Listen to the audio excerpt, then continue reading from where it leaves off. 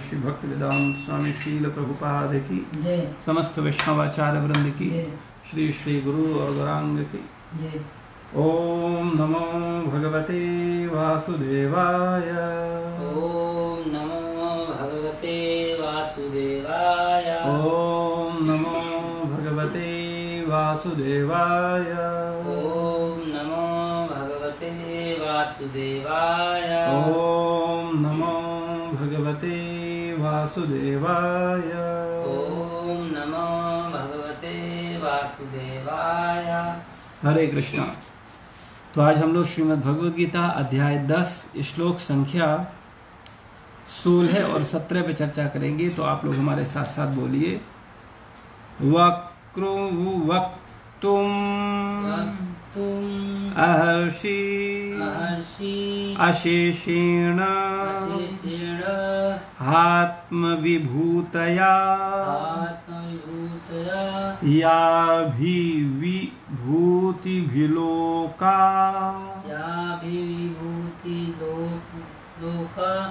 निमांस्त्वं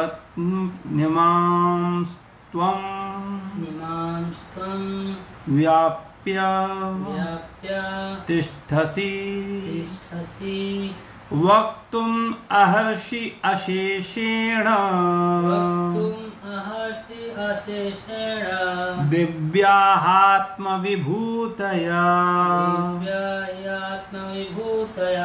याभिविभूतिभिर्लोका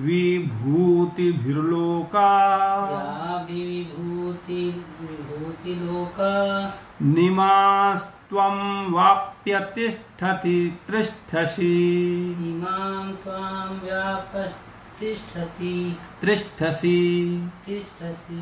वक्तुमहस्य शेषेण दिव्यात्मविभूतया याभिविभूतिभिर्लोका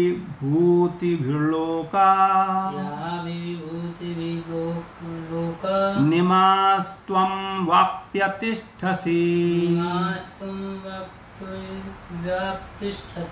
शब्दार्थ वक्तुम कहने के लिए अर्सी योग्य है, अशेषेण विस्तार में, दिव्या देवी आलोकिक ही निश्चय ही, आत्म अपना, विभूतिया ऐश्वर्य, या भी जिन, विभूतिम ऐश्वर्यों से, लोकान समस्त लोगों को, ईमान इन त्वम आप व्याप्य व्याप्त होकर तिष्ठसी स्थित है। इस श्लोक का अर्थ तात्पर्य श्रील प्रभुपाद जी के द्वारा। श्रील प्रभुपाद की जय।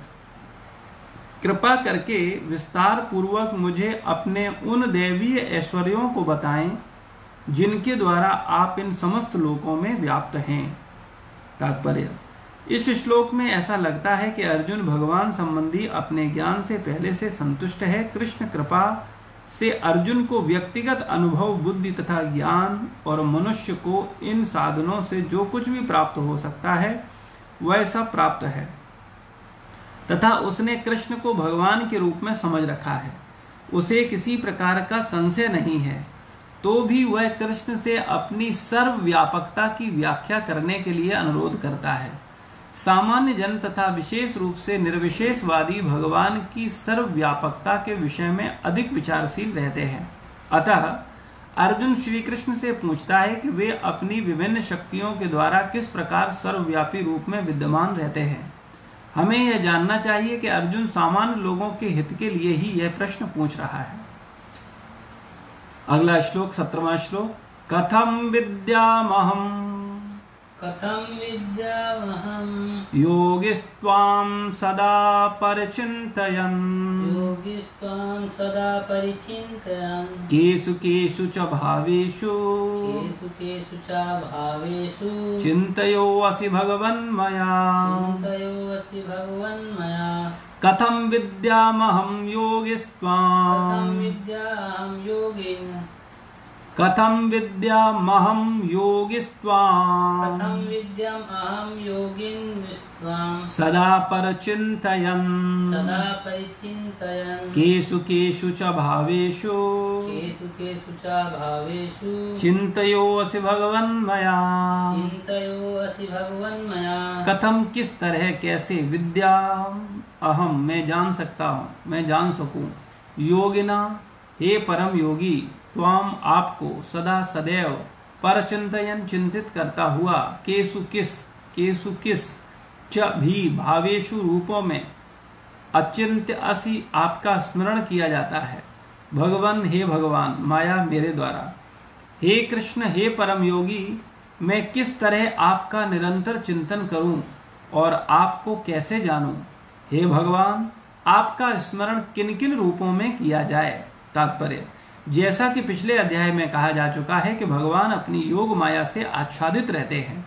केवल शरणागत भक्त जन ही उन्हें देख सकते हैं। अब अर्जुन को विश्वास हो चुका है कि उसके मित्र कृष्ण भगवान हैं, किंतु वह उस सामान्य विधि को जानना चाहता है जिसके द्वारा सर्वसाधारण लोग भी उन्हें सर्वव्यापी रूप से समझ सकें। असुरों तथा नास्तिकों सहित सामान्य जन कृष्ण को नहीं जान पाते, क्योंकि भगवान अपनी योग माया शक्ति से आच्छादित रहते हैं। दूसरी बात यह है कि ये प्रश्न जन सामान्य के लाभ हेतु पूछे जा रहे हैं। उच्च कोटि का भक्त केवल अपने ही ज्ञान के प्रति चिंतित नहीं रहता, अपितु सारी मानव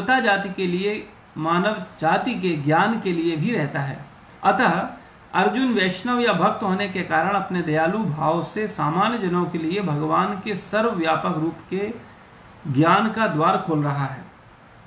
वह कृष्ण को जानबूझकर योगिनः कहकर संबोधित करता है, क्योंकि वे योग माया शक्ति के स्वामी हैं, जिसके कारण वे सामान्य जन के लिए अप्रकट या प्रकट होते हैं।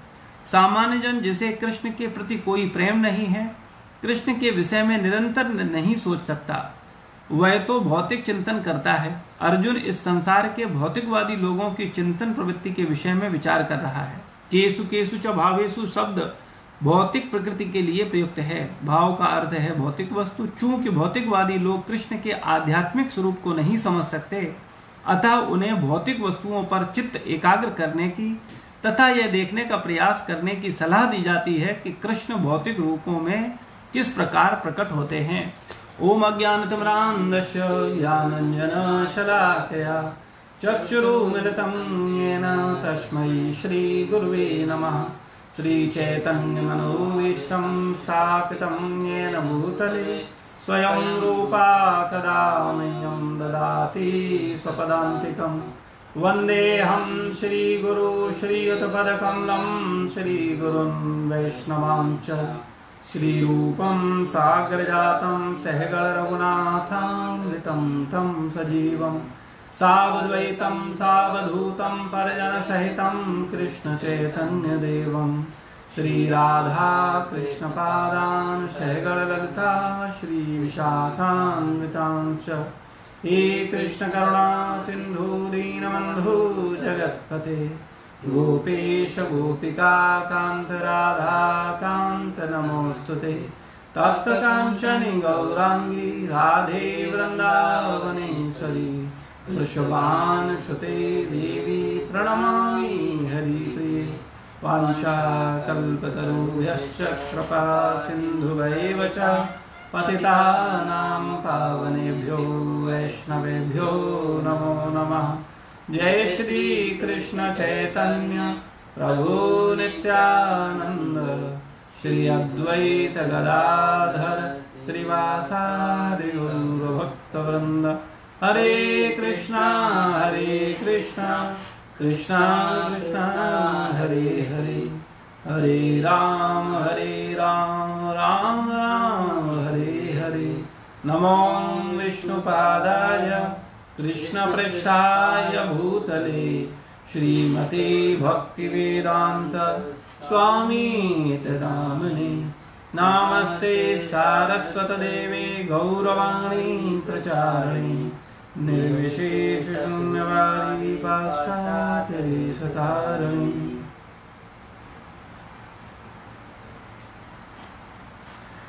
हरे कृष्णा। तो हम लोग श्रीमद् भगवद गीता के 10वें अध्याय में चर्चा कर रहे हैं।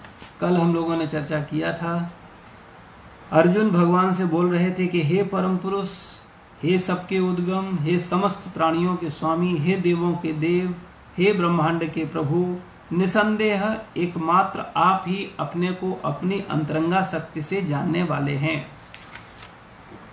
और आज के श्लोक में अर्जुन महाराज बोल रहे हैं कि कृपा करके विस्तार पूर्वक मुझे अपने उन दैवीय ऐश्वर्यों को बताएं जिनके द्वारा आप इन समस्त लोकों में व्याप्त हैं।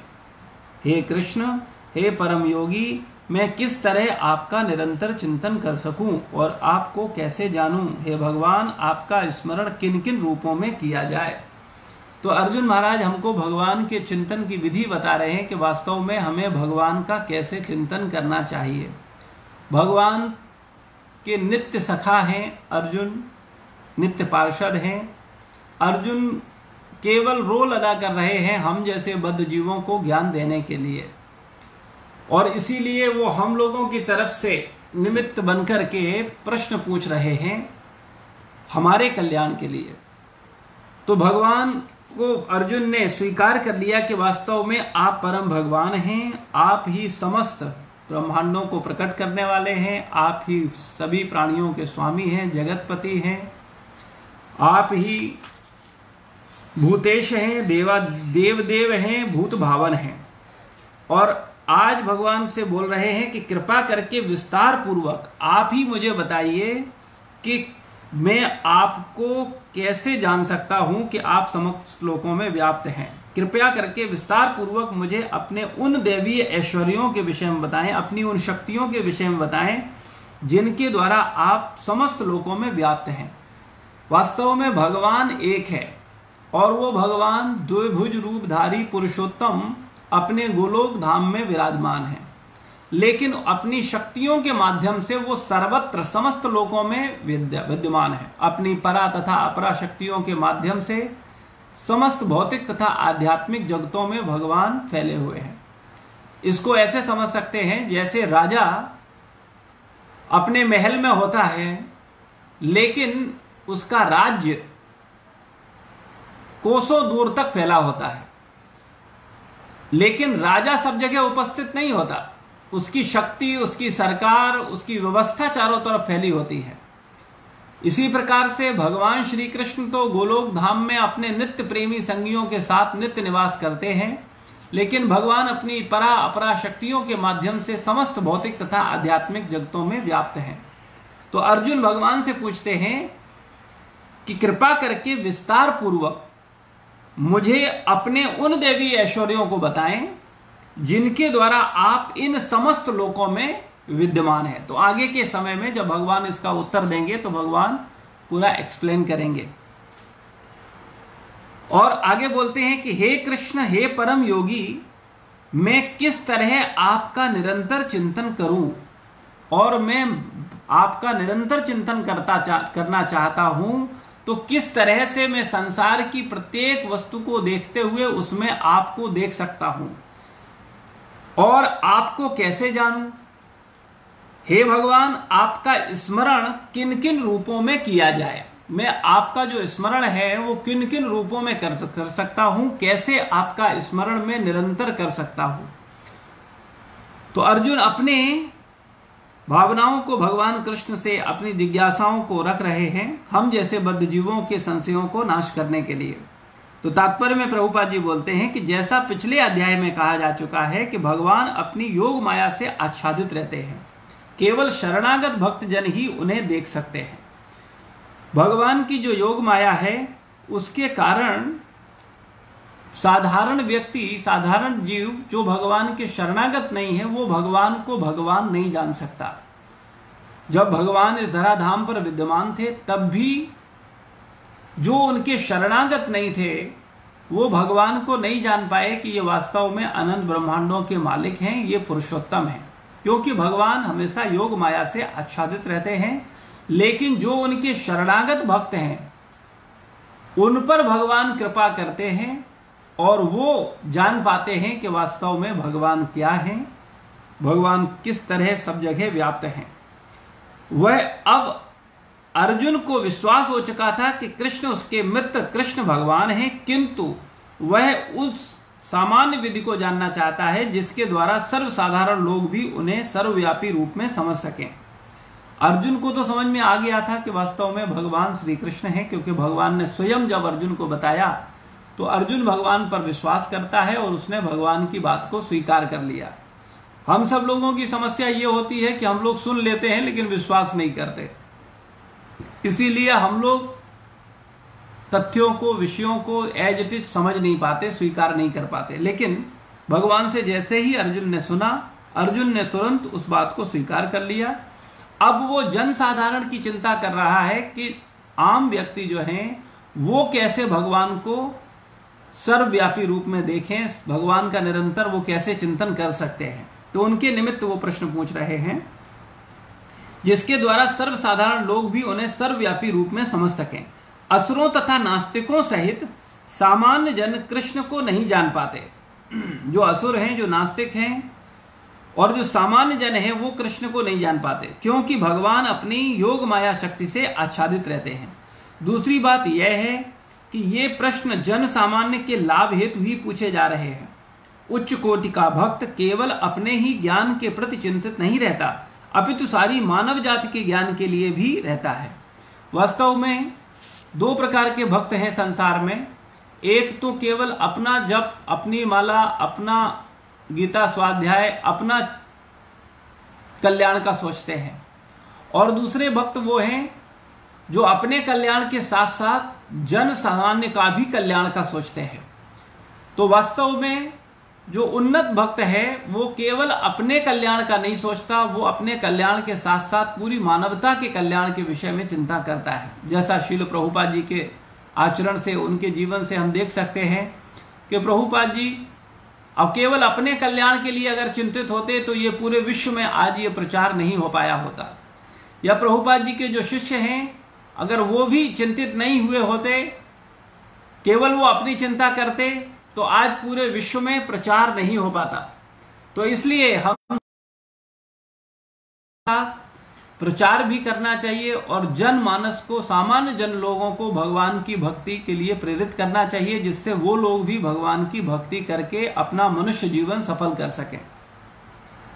तो उच्च कोटि का भक्त केवल अपने ही ज्ञान के प्रति चिंतित नहीं रहता, अपितु सारी मानव जाति के लिए, ज्ञान के लिए भी रहता है। अतः अर्जुन वैष्णव या भक्त होने के कारण अपने दयालु भाव से सामान्य जनों के लिए भगवान के सर्वव्यापक रूप के ज्ञान का द्वार खोल रहा है।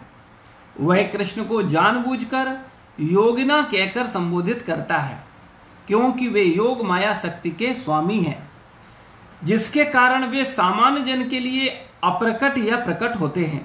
सामान्य जन, जिसे कृष्ण के प्रति कोई प्रेम नहीं है, कृष्ण के विषय में निरंतर नहीं सोच सकता।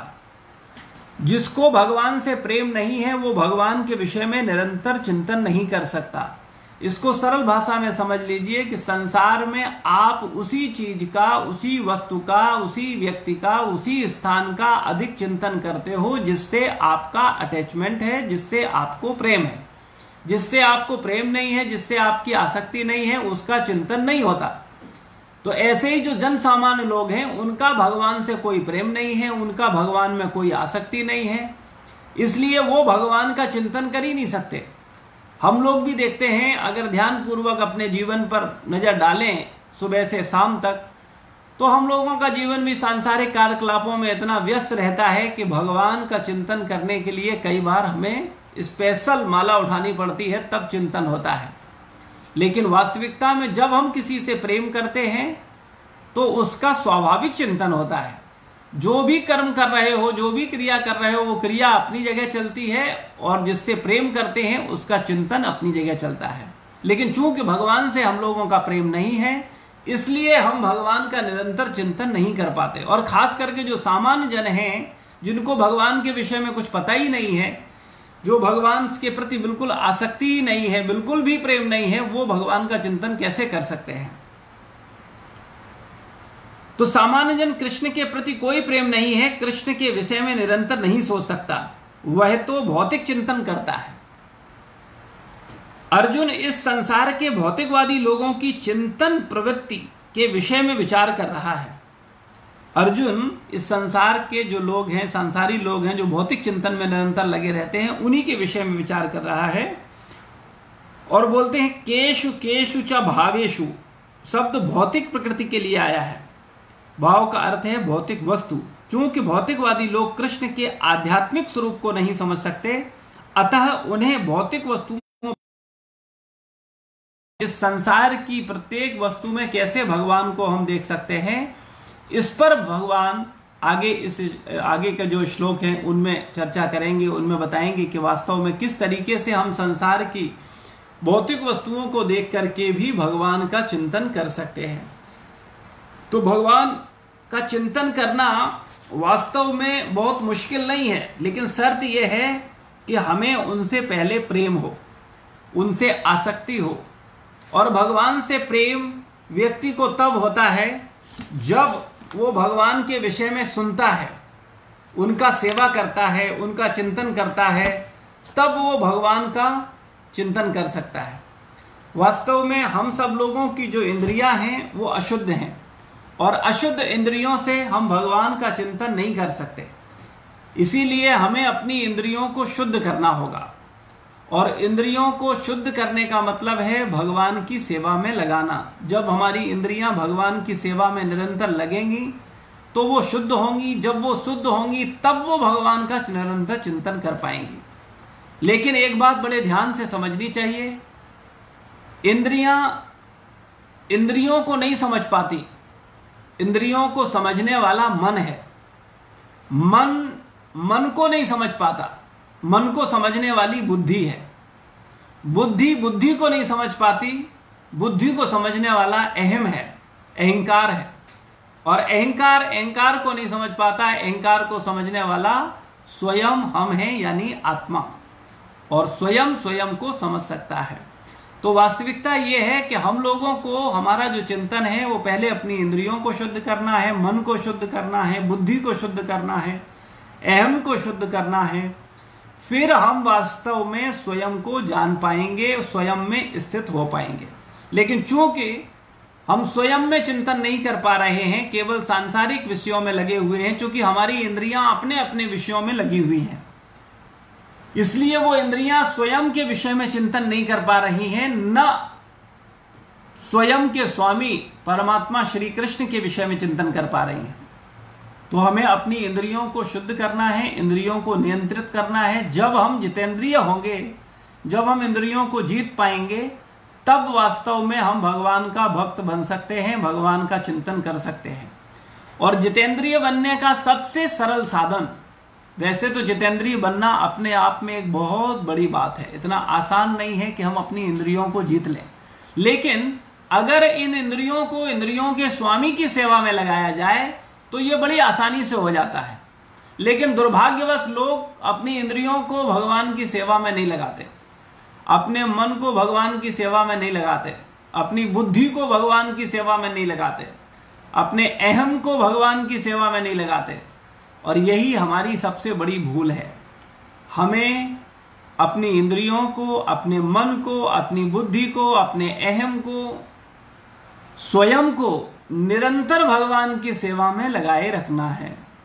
और जब हम निरंतर भगवान की सेवा में हमारी इंद्रियां लगी रहेंगी तो धीरे धीरे इंद्रियां शुद्ध हो जाएंगी, और जब इंद्रियां शुद्ध हो जाएंगी तब हम वास्तव में भगवान का निरंतर चिंतन कर पाएंगे, उनसे प्रेम होगा, उनको दर्शन कर पाएंगे, उनसे वार्तालाप कर पाएंगे, और अंतोगत्वा इस संसार को छोड़कर भगवत धाम वापस जा पाएंगे। तो अगर हम भगवत धाम वापस जाना चाहते हैं तो हम सबको बहुत गंभीरता पूर्वक अपनी इंद्रियों को शुद्ध करना होगा, अपनी इंद्रियों को भगवान की सेवा में लगाना होगा।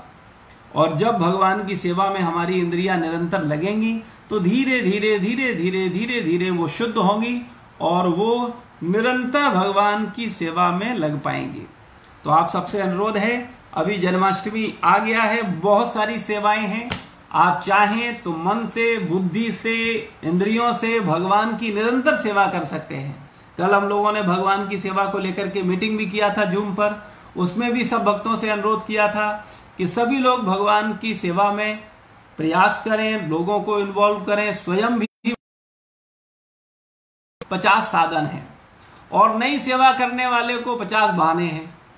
जो सेवा करना चाहता है उसके लिए कोई कमी नहीं है, वो किसी भी माध्यम से कैसे भी अपनी सेवा को भगवान तक पहुंचा सकता है। और जिसको सेवा नहीं करनी है उसके पास हजार सुंदर सुंदर उसका शैतान मन, भौतिक मन उसको हजार ऑप्शन देता है और वो भगवान की सेवा से बच जाता है। अभी तो बहुत प्रॉब्लम है, अभी तो बड़ी परेशानी है, अभी तो ये समस्या है, अभी तो वो है, अभी तो फाइनेंशियल प्रॉब्लम है, अभी तो हम कहीं जा नहीं सकते हैं, अभी हम कैसे भगवान का सेवा करेंगे। तो कहने का मतलब है, अगर हमें भगवान, अपने आप को भगवान में आसक्त करना है, अपनी इंद्रियों को शुद्ध करना है, अपने मन, अपनी बुद्धि, अपने अहम को भगवान में लगाना है, तो हमें भगवान की प्रैक्टिकल सेवा करनी होगी। और अभी वर्तमान समय में जन्माष्टमी उत्सव बस 10-15 दिन बाद है, तो भगवान का उत्सव तो उतने ही धूमधाम से मनेगा जितना मनता था। हाँ, ये हो सकता है कि हम सरकार के नियमानुसार बहुत सारे लोगों को आने की अनुमति गवर्नमेंट न दे मंदिर में, लेकिन भगवान का उत्सव तो वैसे ही मनेगा, वैसे ही अभिषेक होगा, वैसे ही उनका 56 भोग लगेगा, वैसे ही फूलों का श्रृंगार होगा, सब कुछ होगा। तो हम सब लोगों को अपने अपने घरों पे रहते हुए प्रयास करना है, खुद भी भगवान की सेवा में सहयोग देना है, औरों को भी सहयोग में लगाना है। इस बार आप लोगों, सब लोगों को शारीरिक सेवा करने का सौभाग्य नहीं मिल पाएगा, इसलिए इस बार सब लोगों से अनुरोध है, सब आर्थिक सेवा करें, अपने शरीर को अधिक व्यवसाय में लगाएं, अपने शरीर को अधिक जॉब में लगाएं और उससे जो कर्म फल मिले उसको भगवान की सेवा में दें, गायों की सेवा में दें, जिससे भगवान का उत्सव उसी तरह मन सके जिस तरह से मनता था। क्योंकि इस समय थोड़ा सा ये तो समस्या है ही कि हर व्यक्ति तक पहुंचा नहीं जा सकता है, हर व्यक्ति के पास नहीं पहुंच पा रहा है, बहुत से लोग मिल भी नहीं पा रहे हैं, इसलिए उनको व्हाट्सएप पर मैसेज भेज रहे हैं, मंदिर का अकाउंट नंबर भेज रहे हैं, मंदिर में बता रहे हैं कि आप सब लोग अपनी श्रद्धा अनुसार मंदिर में ही सेवा ट्रांसफर करिए और आपको प्रसाद और दर्शन, समय मिले तो ऑनलाइन क्लास तो रहेगी, ऑनलाइन दर्शन रहेंगे, ऑनलाइन अभिषेक होगा और प्रयास किया जाएगा, अगर सरकार गवर्नमेंट छूट देती है तो निश्चित रूप से सब भक्तों को दर्शन भी होगा।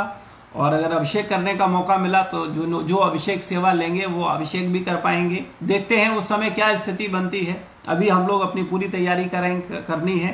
तो आप सब भक्तों से अनुरोध है, अपनी इंद्रियों को शुद्ध करने के लिए, अपने मन को शुद्ध करने के लिए, अपने बुद्धि को शुद्ध करने के लिए, अपने अहम को शुद्ध करने के लिए भगवान की प्रैक्टिकल सेवा में जुड़िए, खुद प्रयास करिए और अपने संपर्क में आने वाले लोगों को भी भगवान की सेवा में जोड़िए, जिससे भगवान का उत्सव बहुत धूमधाम तरीके से मनाया जा सके। आप सब लोगों का बहुत बहुत धन्यवाद। श्रील प्रभुपाद की जय, गुरु महाराज की जय।